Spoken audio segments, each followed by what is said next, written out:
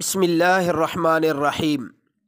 میرے محترم سامعین، آج جو میں آپ کی خدمت میں مسئلہ پیش کروں گا وہ یہ ہے کہ نمازیوں کے اجتماع کے بعد کسی فرد کے انتظار میں جماعت میں تاخیر کرنا جائز ہے یا نہیں۔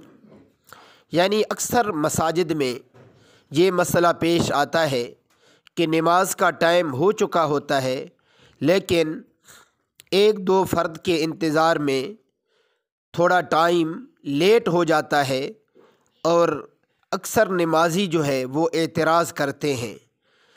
تو یہ مسئلہ آپ توجہ سے سن لیجئے کہ نمازیوں کے اجتماع کے بعد اکٹھا ہو جانے کے بعد کسی فرد کے انتظار میں جماعت میں تاخیر کرنا جائز نہیں ہے، لیکن یہاں ایک بات ذہن میں رکھیں کہ اگر کوئی شخص شریر ہو اور اس سے خطرہ ہو تو اس کے شر سے بچنے کے لیے تاخیر کی جا سکتی ہے، تھوڑا انتظار کیا جا سکتا ہے تاکہ اس کے شر اور اس کے خطرے سے بچا جا سکے۔